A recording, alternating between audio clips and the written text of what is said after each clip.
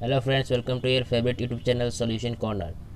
Friends, आज हम class 9 का जो चैप्टर ट्रायंगल है उसका हम जो थ्योरम है मिड पॉइंट थ्योरम उसके बारे में हम डिस्कस करेंगे। सो अगर आप चैनल पर नए हैं तो चैनल को सब्सक्राइब कर दीजिए और बेल आइकन प्रेस कर दीजिए लेटेस्ट अपडेट्स के लिए।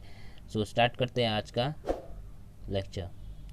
So mid point theorem mid point theorem है the line segment in a triangle joining the midpoint of two sides of a triangle is said to be parallel to its third side and is also half of the length of the third side.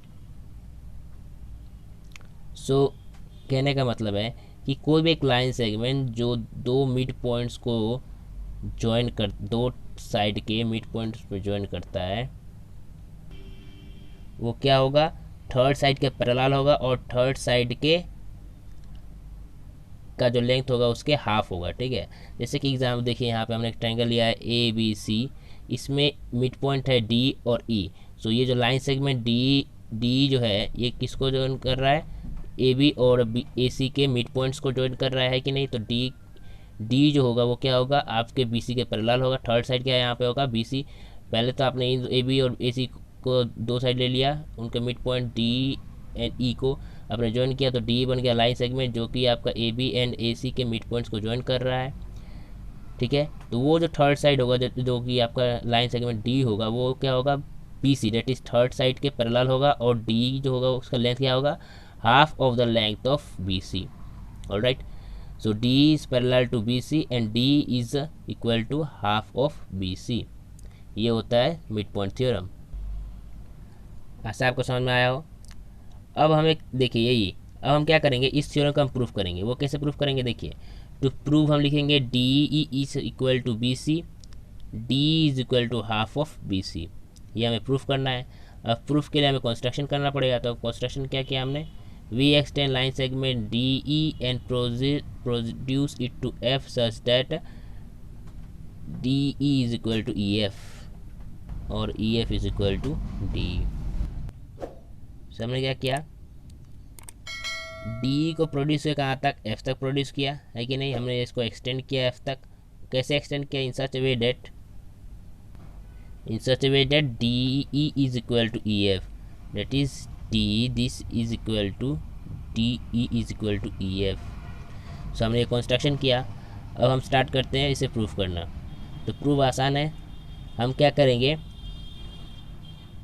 पहले हम दिखा देंगे कि D F C भी एक parallelogram है। सो हमें पता चल जाएगा, तो हम डायरेक्टली कह सकते हैं D is parallel to B C. और फिर दिखा देंगे कि डी जो है आपका डी ये equal to half of B C है। सो स्टार्ट करते हैं इसे प्रूफ करना। So here we go. सो हम क्या करेंगे, पहले इस ट्रायंगल को A D E and C F E को हम दिखा देंगे कि ये दोनों कॉन्करेंट है। ठीक है, कॉन्करेंट ट्रायंगल है। तो देखिए वो कैसे करेंगे। First will do is, so proof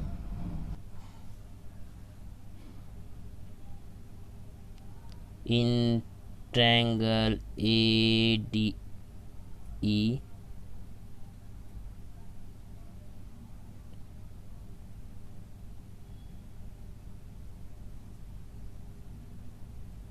C F A D E and C F E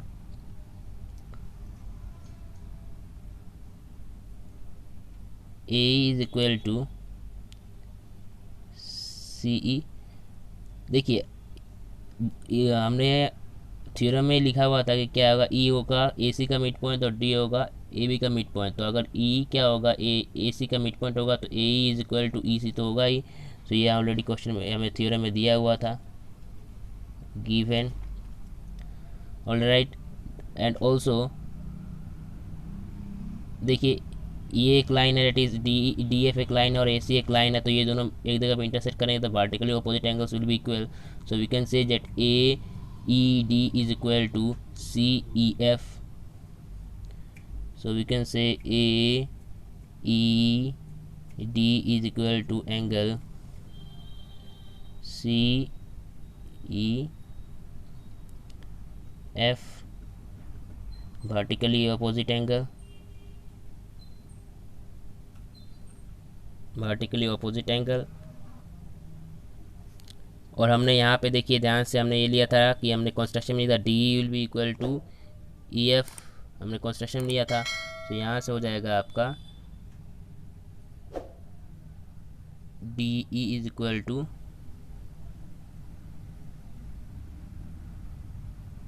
F A. Alright, ये भी हमने कंस्ट्रक्शन में लिया था। सो हम कह सकते हैं therefore triangle A D E is congruent to triangle C F E by which rule, side angle side rule. We can say it that the two triangles are congruent.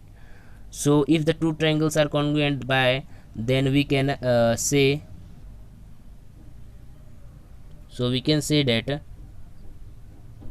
AD is equal to CF, AD is equal to CF, we can say.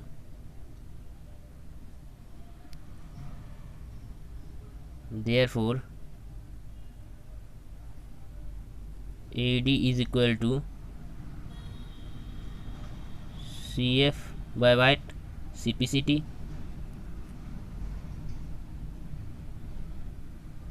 Congruent property of congruent triangles. That is, if a two triangles are congruent, then its corresponding angles and sides will be equal. CPT से हम कह सकते हैं कि AD is equal to C. And also we can say that DAE is equal to CFCE, ये भी हम कह सकते हैं CPCT से. So angle DAE is also equal to FCE, CPCT. Also angle ADE is equal to, सो यहाँ पे हमने दिखा दिया AD is equal to ADE is equal to CFE. अब देखिए अब मेन जो अभी सबसे इम्पोर्टेंट पॉइंट यहाँ पे आएगा वो देखिए, अगर आप AB और CF को एक लाइन मानते हैं, ठीक है, और AC को एक ट्रांसवर्सल मानते हैं, तो देखिए ये जो एंगल हमने तो दिखाया ना कि ADAE is equal to FCE, तो देखिए DAE और FCE एक देखिए क्या है, इंटीरियर एंगल्स है. देखिए ये क्या है, सॉरी इंटीरियर ऑल्टरनेट एंगल्स है. ADAE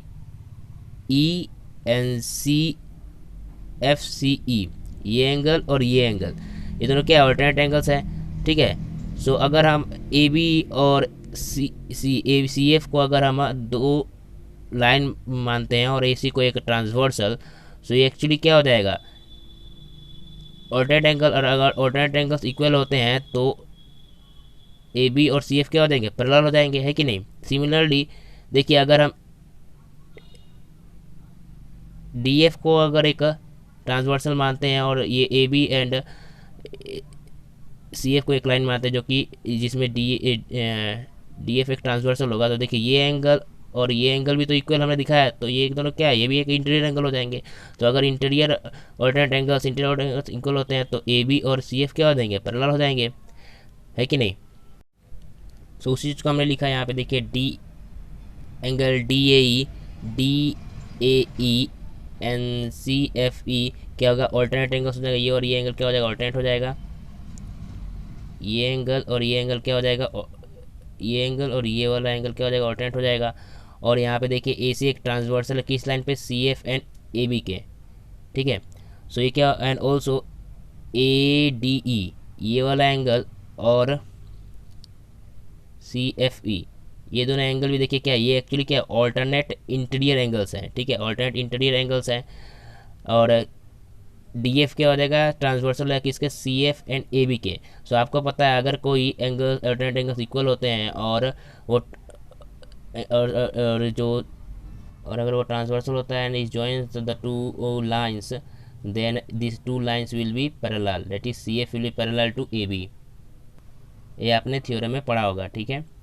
so CF will be parallel to AB, तो क्या हो जाएगा, CF जो है वो क्या हो जाएगा, पैरेलल हो जाएगा AB के.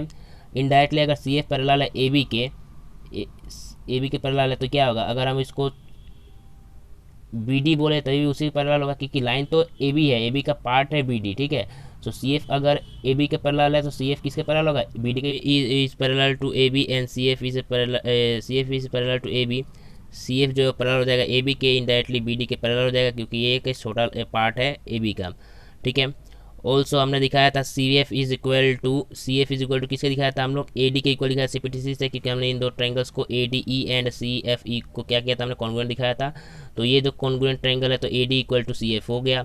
और एक चीज़ देखिए, अगर डी एक मिड पॉइंट है ए बी का, हमने स्टार्टिंग में थ्योरम में बोला गया था कि डी क्या होगा, मिड पॉइंट होगा। तो अगर डी अगर मिड पॉइंट होता है तो A B D is equal to A D होगा। तो B D is equal to A D and A D is equal to C F. तो क्या हो जाएगा, C F is equal to क्या हो जाएगा आपका बी डी, ठीक है। तो सी एफ किसके इक्वल हो जाएगा, सी एफ अगर इसके इक्वल है और ये इसके इक्वल है तो C F and B D will be equal. So we can C F is equal to B D. Also C F A B के पैरेलल है, क्योंकि alternate intersect angles are equal. So C F is parallel to A B and so C F is parallel to B D, C F is parallel to B D. So ध्यान से देखा जाए तो क्या हो जाएगा, पैरेललोग्राम का theorem जो कहता है कि if side of a triangle, if two opposite sides are equal and is a parallel then it is a parallelogram. So C F हो जाएगा बी डी एफ सी, क्या हो जाएगा आपका पैरेललोग्राम हो जाएगा। और अगर ये पैरेललोग्राम हो जाता है तो हम कह सकते हैं कि B D C D F क्या होगा, बी सी के पैरेलल, है कि नहीं। एक साइड हमने दिखाया क्या, एक साइड इक्वल है और पैरेलल है, ठीक है। तो हमने ये कह सकते हैं कि ये पैरेललोग्राम है, और अगर पैरेललोग्राम है तो दूसरा साइड भी क्या होगा, इक्वल होगा और पैरेलल होगा। तो D F is parallel to B C and D F is parallel to B C, D F is parallel to B C. And ये भी कह सकते हैं कि डी ई जो उसका स्मॉल पार्ट है डी एफ का, तो डी ई भी क्या होगा, पैरेलल होगा डी ए बी सी का, तो डी ई भी पैरेलल हो जाएगा बी सी के। So we have proved the first part, DF parallel to BC. This implies DE is parallel to BC.